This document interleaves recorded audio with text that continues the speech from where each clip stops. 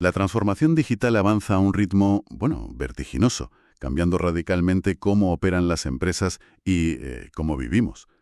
Esta creciente dependencia de lo digital plantea una cuestión fundamental. En un mundo tan conectado, ¿cómo salvaguardan las organizaciones lo que se ha convertido, pues, en su bien más preciado, la información?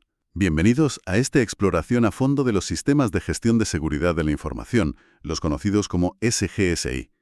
Nos apoyaremos en unos materiales formativos bastante completos para entender qué son y por qué son tan importantes. El objetivo es claro: desentrañar qué es realmente un SGSI, porque su implementación es crucial hoy en día y cómo un estándar internacional muy conocido sirve de guía para gestionar la seguridad, pues, de forma eficaz y estructurada. Totalmente de acuerdo. La ciberseguridad ya no es un tema secundario, ¿eh? Es una prioridad estratégica para cualquier organización. Estamos inmersos en un entorno tecnológico que evoluciona constantemente y con esa evolución viene, claro, la necesidad crítica de proteger nuestros datos, nuestra privacidad. Pero lograr una protección efectiva no ocurre por arte de magia, ¿no? Necesita un planteamiento meditado, sistemático. Entonces, vayamos al núcleo, si te parece. ¿Qué es exactamente la información en el contexto empresarial? Según las fuentes que manejamos, no son solo datos sueltos, ¿verdad? Sino un conjunto organizado que genera conocimiento. Bases de datos de clientes, diseños de productos, estrategias comerciales, historiales de proveedores. En esencia, el saber hacer acumulado. Se considera el activo más importante, y el éxito, pues, depende de cómo se gestione y proteja. Y protegerla es vital, porque la información tiene un ciclo de vida. Se crea, se almacena, se procesa, se transmite y finalmente se destruye.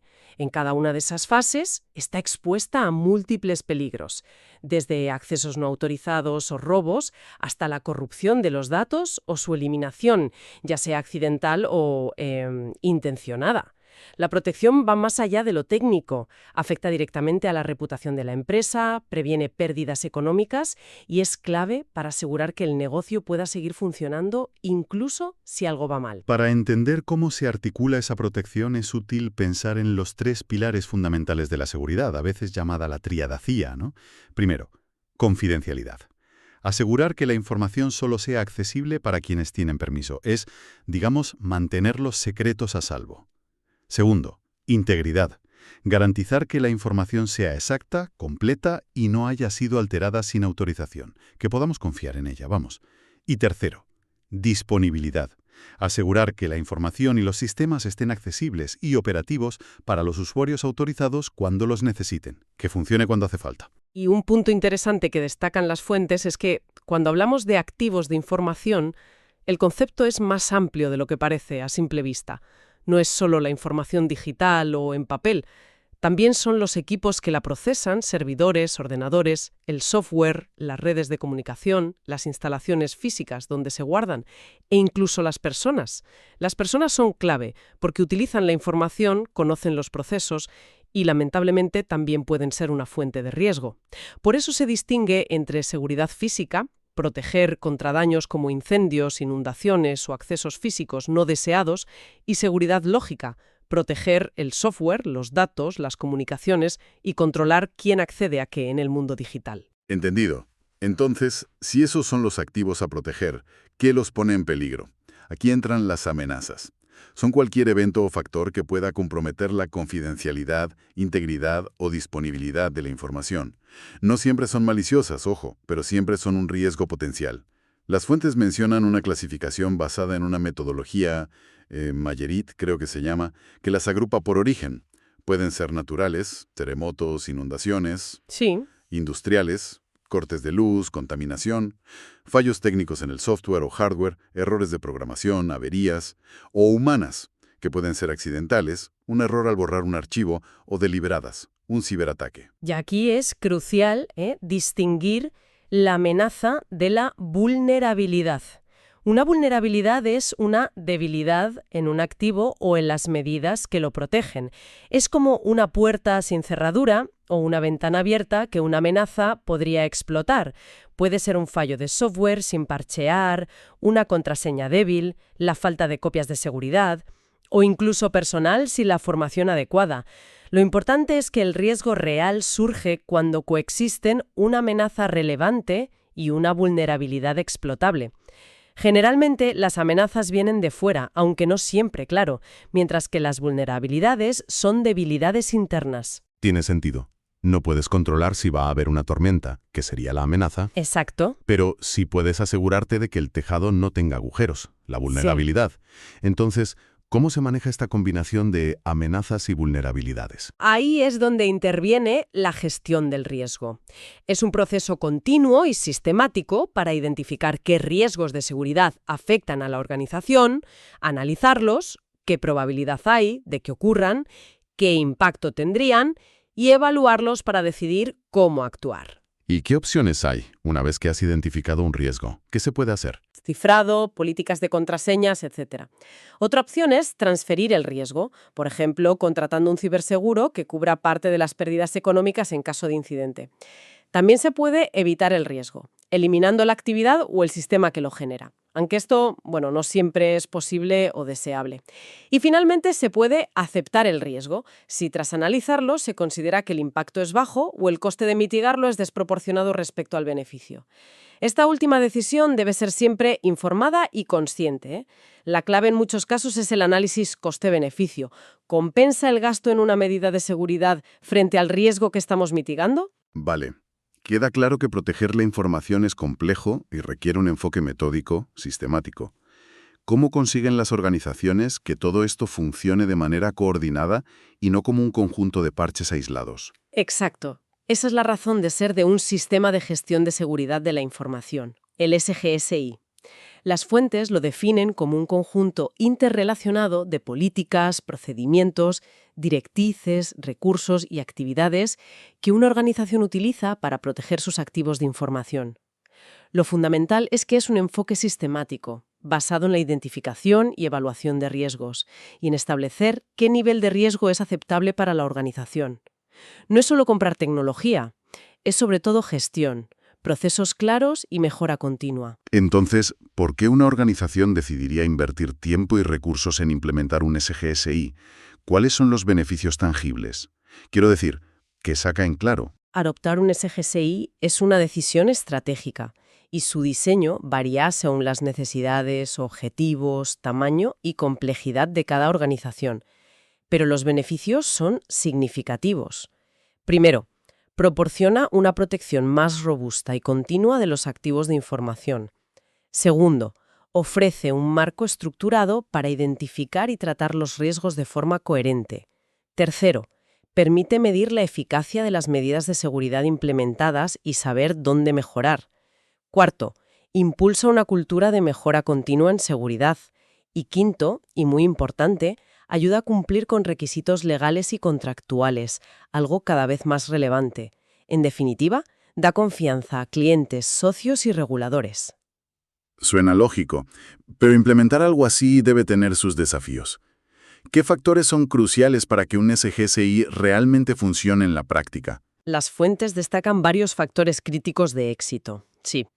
Primero, el SGSI debe estar alineado con los objetivos generales del negocio, no ser un silo aislado.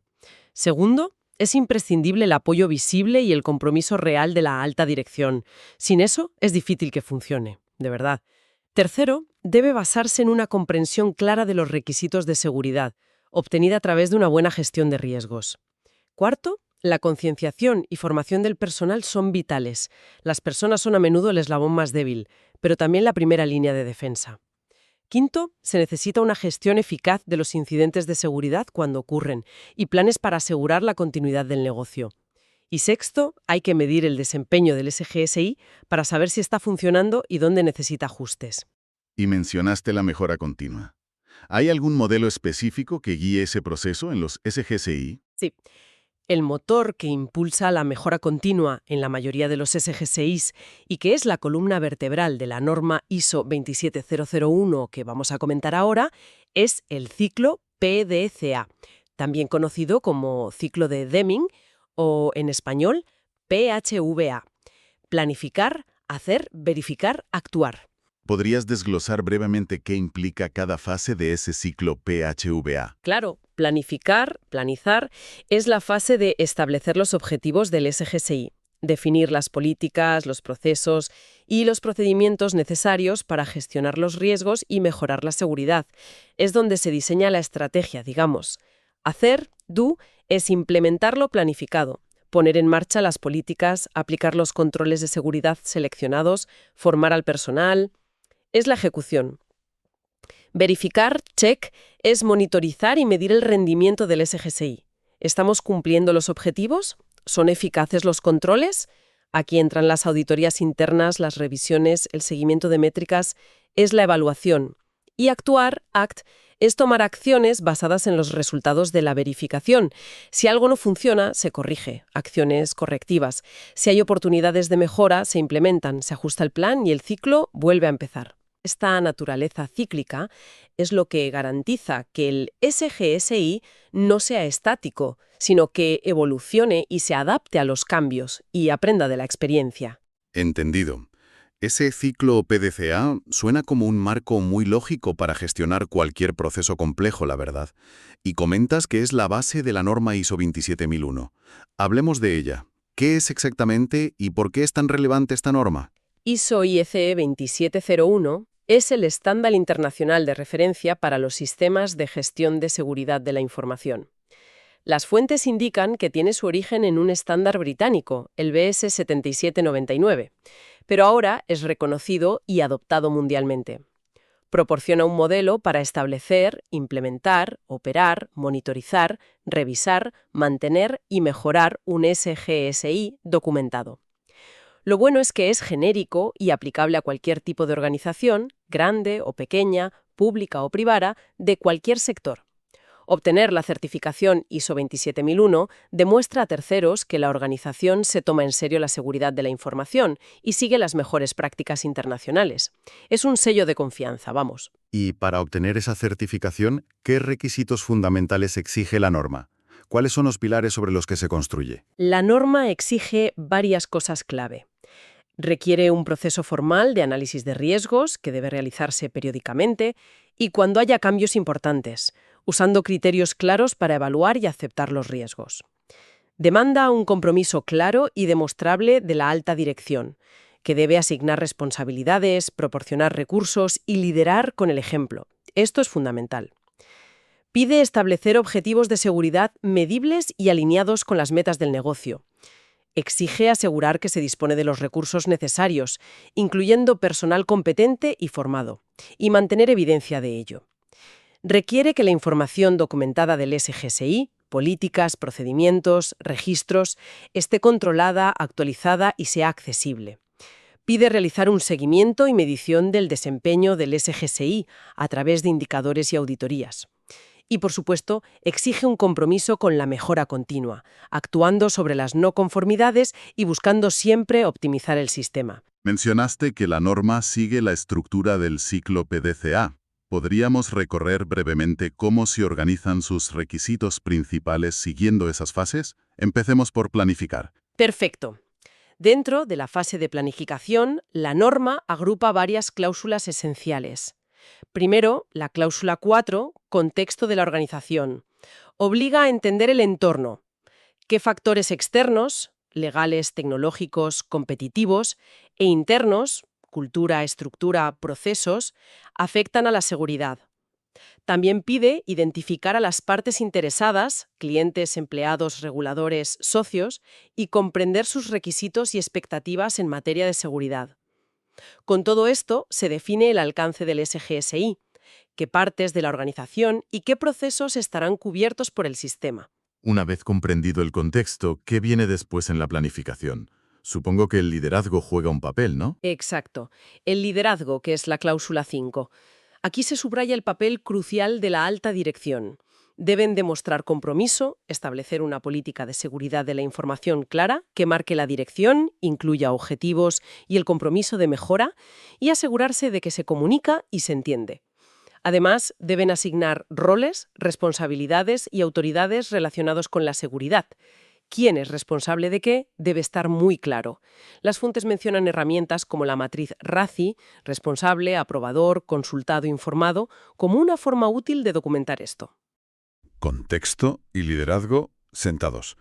¿Cuál es el siguiente paso en la planificación? Ahora toca planificar, de verdad, ¿no? Sí, la cláusula 6, planificación propiamente dicha. Aquí es donde se aborda directamente la gestión de riesgos y objetivos. Se deben planificar acciones para tratar los riesgos y aprovechar las oportunidades identificadas. Se definen objetivos de seguridad específicos, medibles, alcanzables, relevantes y con plazos, los famosos SMART, que deben ser coherentes con la política. Se realiza la evaluación de riesgos formal, identificar activos, amenazas, vulnerabilidades, analizar probabilidad de impacto y valorar el nivel de riesgo. Puede ser cualitativa, cuantitativa o mixta. Y fundamentalmente se planifica el tratamiento de riesgos. Se eligen las opciones: reducir, transferir, evitar, aceptar. Y se seleccionan los controles necesarios.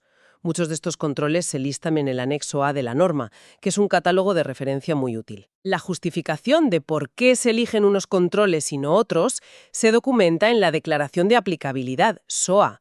Es como tu menú de seguridad personalizado. Y, finalmente, se crea un plan de tratamiento de riesgos, PTR, que detalla cómo y cuándo se implementarán los controles elegidos. Mucha planificación detallada, desde luego.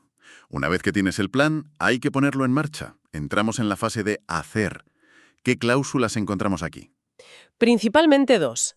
La cláusula 7, soporte, se centra en asegurar que se tienen los elementos necesarios para que el SGSI funcione.